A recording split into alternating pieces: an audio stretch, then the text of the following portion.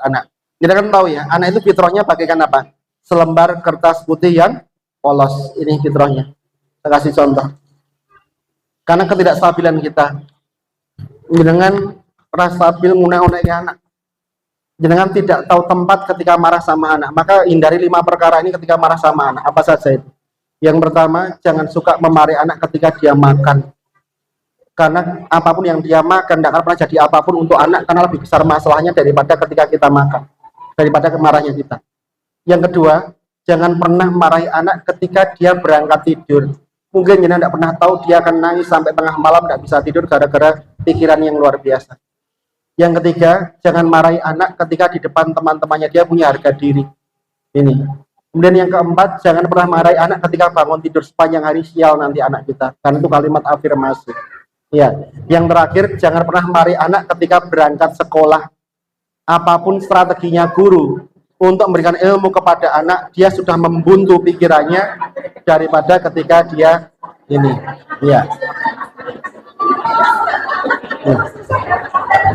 Makanya fungsinya parenting niku kados ngeten iki lho Bu. Sing ora ngerti ben ngerti. Oke, tak sekarang kasih lihat monggo pikiran dhewe pokoknya ya. Ini wes aku lo manut jangan fitrahnya kayak gini. Selembar kertas putih yang polos. Oke.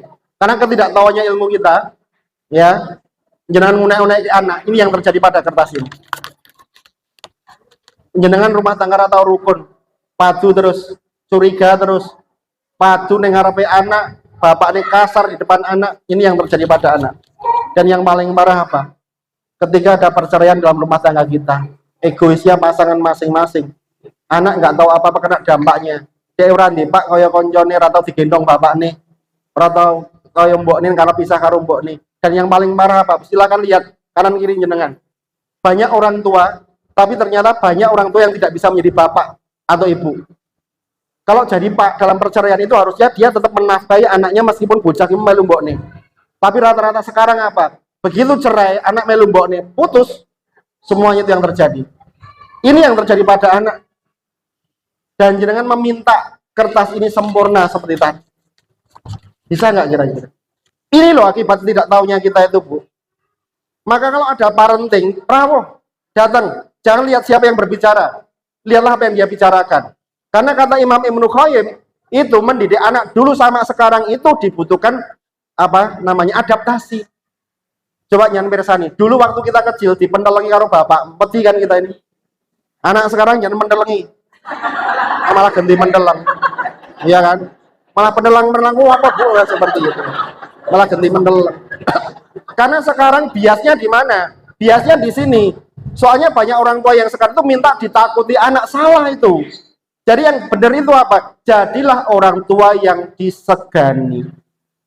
Disegani, disayuri, dilawi, wah komplit pokoknya ya. Gitu. Disegani itu dihargai gitu ya. Oke. Nah, jadi kalau punya masalah dengan pasangan dan anak, itu jangan buru-buru nyari jalan keluar, salah itu. Tapi carilah jalan ke dalam. Nih, tak kasih lihat ya. Orang tua itu ibaratnya benda. Mana pointer saya? Oh, ini dia. Orang tua itu ibaratnya benda. Anak itu bayangannya. Jangan pernah meminta bayangannya lurus, sementara bendanya bengkok. Nggak bisa. Jenengan dawi anaknya sholat, tapi wong korera gelem sholat. Ini.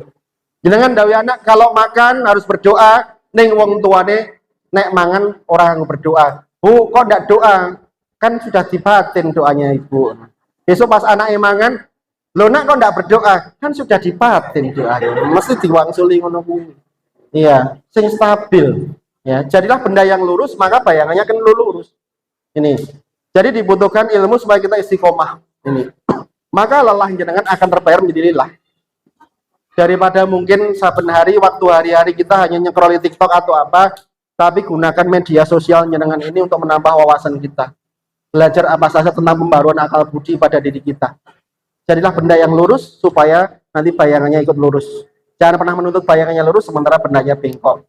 Maka kalau kita nggak stabil emosinya, kalau secara psikologi, orang yang marah itu orang yang takut, Pak. Silahkan lihat. Jadi kalau ada orang yang marah itu orang yang takut. Dia nutupi takutnya dengan cara marah. Saya ambil contoh misalnya. Ada induk ayam sama anaknya. Kita ambil anaknya, kita ganggu anaknya, induknya marah nggak? Kenapa induknya marah? Karena induknya takut. Anaknya diambil, maka dia ladung-ladung. Jadi sebenarnya orang yang marah itu seperti halnya ada ular melewati gergaji, dia nyenggol gergaji itu, kemudian dia melilit gergaji itu. Dia nggak akan dapat apa-apa, hancur sendiri orang marah itu. Maka Rasulullah itu memberikan tips yang luar biasa ketika kita marah. Apa itu? Ketika engkau marah dalam keadaan berdiri, maka duduklah. Ketika duduk pun engkau masih marah, maka berbaringlah. Ketika berbaring pun engkau masih marah, maka ambillah air. Itu cara menstabilkan diri kita. Kalau secara psikologi ada nggak Pak? Ada. Apa itu? SPP. Apa itu? Stop. Pikir. Pilih tindakannya. Ini. Yang membedakan orang dewasa sama tidak itu di mana sih? Ketika kita sama-sama punya masalah. Orang kalau punya masalah, itu yang sudah terbiasa dihantam badai, sama seperti kapal dihantam badai, itu kalau hanya dihantam badai, insya Allah pasti bisa bertahan.